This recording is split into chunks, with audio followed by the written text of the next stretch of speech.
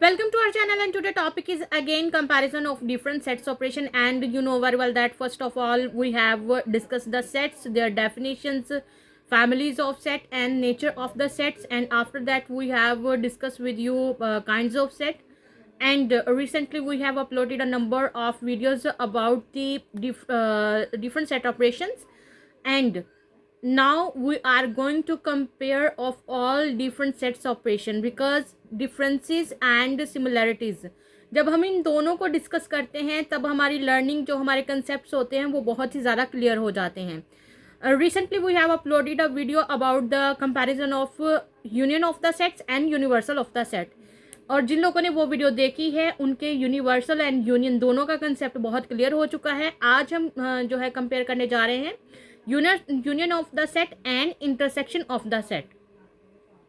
Union set जो है वो इंटरसेक्शन से किस तरह डिफरेंट है और इसमें हम क्या तरीकाकार इख्तियार करते हैं, किस रूल को फॉलो करते हुए हम सेट्स को कंबाइन करते हैं, ये हम आपके साथ आज उन दोनों सेट्स को कंपेयर करके आपको बताएंगे.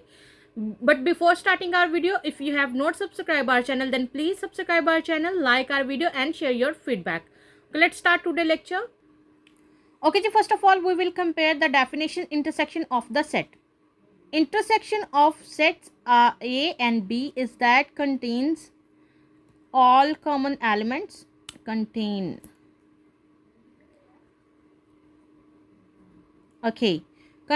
all common elements of both set A and B.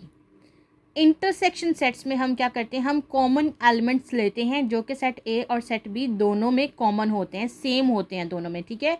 उनको लेके जो नया सेट जनरेटेड होता है हम उसको इंटरसेक्शन ऑफ सेट्स कहते हैं. जो हमारे पास रिजल्टेड सेट आता है वो इंटरसेक्शन ऑफ द सेट जो है उसको हम कहते हैं. ओके. और यूनियन ऑफ सेट, यूनियन का आपको पता है, यूनियन में जितने भी एलिमेंट्स होते हैं, the union of the set A and B is the set that contains all elements that are in both set A union B, A and B. और इसको इस तरह से लिखा जाता है. दोनों को देख लें, इंटरसेक्शन में यही U ऑपोजिट हो जाता है, ठीक है. और इसका जो ओपन गेट होता है वो अंडर लाइन आ जाता है, ये वो नीचे की तरफ आ जाता है और टर्न हो जाता है. लेकिन यूनियन में यही U जो है वो ऊपर की तरफ, जो सही U है कैपिटल लेटर इंग्लिश का, उसकी तरह होता है. इंटरसेक्शन में ये डिफरेंट हो जाता है. देखिएगा, कंपेयर इसलिए किया गया है ताकि आप जो हैं आपके कंसेप्ट अच्छी तरीके से क्लियर हो जाएंगे. देखिएगा, इसमें यू की शेप क्या है और इसमें यू की शेप क्या है, इसलिए मैंने इनको अंडरलाइन किया है ताकि आपकी लर्निंग में जो है वो कोई भी प्रॉब्लम ना हो. आप आज की वीडियो देखने के बाद कभी मत कहो कि इंटरसेक्शन क्या होता है, यूनियन क्या होता है, मैं इसमें कंफ्यूज हो जाती हूँ, दिस एंड दैट जो भी है, ठीक है. इसलिए ये वीडियो आपके साथ शेयर करने जा रहे हैं. तो अब सॉल्व करते हैं इसकी एग्जाम्पल्स. इंटरसेक्शन सेट में हम क्या करते हैं, दोनों में जो कॉमन एलिमेंट्स हैं उनको लेते हैं, कॉमन नंबर्स को हम लेंगे. पहले हम इनको कंपेयर कर लेते हैं. 2 इधर है लेकिन इधर नहीं है, इसलिए हम 2 भी नहीं लेंगे. 3 इधर है और सेट बी में नहीं है, इसको 3 को भी नहीं लेंगे. हम क्रॉस करते जाते हैं साथ साथ, ठीक है. कंपेयर करने का आसान तरीका, ना इधर से 2 आएगा और ना 3 आएगा. 6 जो है वो सेट बी में भी है और सेट ए में भी है. It's mean we are going to take it. okay. 6 के बाद है 8, लेकिन 8 जो है वो हमारे पास सेट ए में नहीं है क्योंकि हमने कॉमन एलिमेंट्स लेने हैं, इसलिए ये भी क्रॉस में चला गया. इसके बाद यहाँ पर हमारे पास है 9 सेट ए में, लेकिन 9 सेट बी में नहीं है, इसलिए यहाँ से 9 क्रॉस हुआ, उधर से 8 क्रॉस हुआ और सेट ए में से 9 क्रॉस हुआ. 10 जो है वो सेट बी में तो है लेकिन सेट ए में नहीं है, यहाँ से 10 भी क्रॉस में चला गया.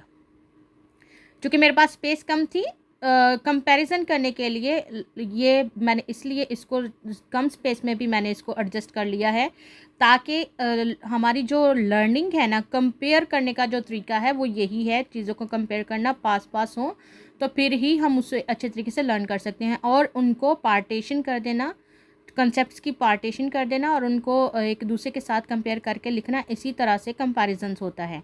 अब यहाँ पर 12 जो था, मेरे पास यहाँ स्पेस कम थी तो मैंने 12 यहाँ पर ऊपर लिख दिया, लेकिन ये 12 जो है वो बी का पार्ट है. अब 12 इधर भी है और 12 सेट ए में भी है, इट्स मीन 12 जो है वो हम लेंगे.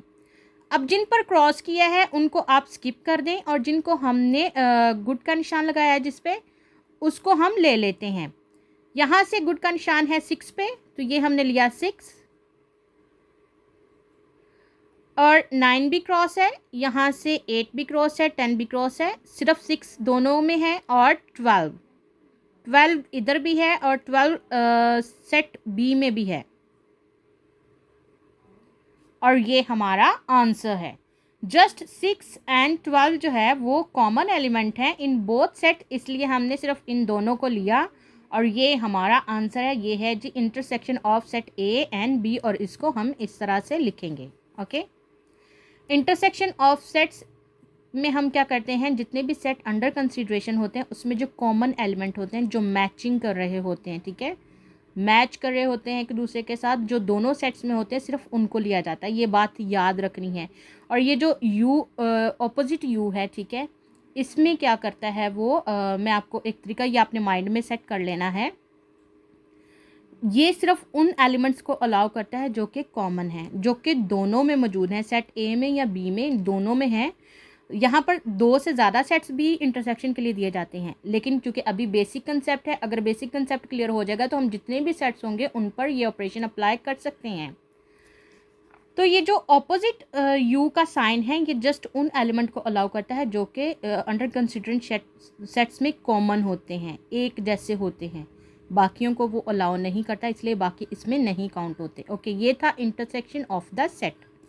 अब देखते हैं union of the set. Union of the set में हमने इसकी डेफिनेशन को जो है वो बार बार रीड आउट किया है।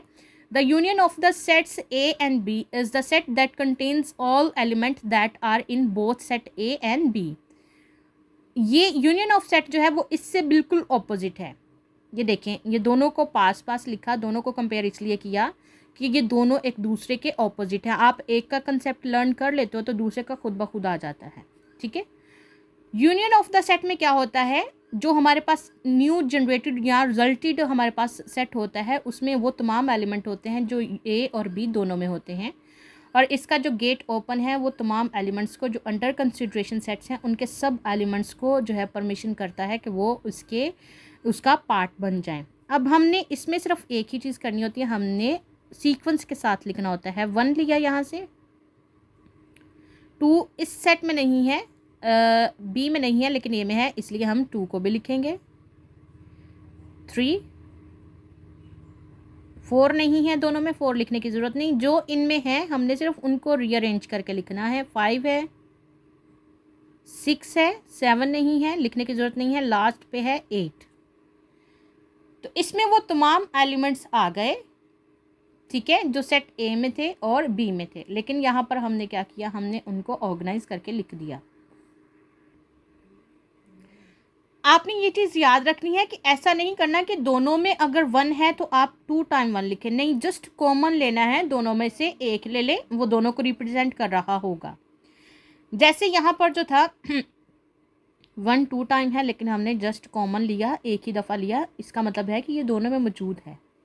सिर्फ इसका ये है यूनियन का, ये ध्यान रखना है आपने कि जितने भी अगर डबल हैं, यानी ए में भी हैं बी में भी हैं, तो just take for 1 time. Okay, just एक ही दफ़ा आपने इसको लिखना है, हर बार लिखने की ज़रूरत नहीं है। ये था कंपैरिजन इंटरसेक्शन ऑफ सेट का और यूनियन ऑफ सेट्स का। उम्मीद है ये वीडियो देखने के बाद आप कभी भी कंफ्यूज नहीं होंगे कि यूनियन ऑफ सेट में क्या करते हैं और इंटरसेक्शन ऑफ सेट में क्या करते हैं। लेकिन हमारे चैनल को सब्सक्राइब करना मत भूलिएगा, क्योंकि हम आपके साथ कुछ इसी तरह की टेक्निक्स शेयर करते हैं ताकि आपकी लर्निंग परफेक्ट और बेटर हो।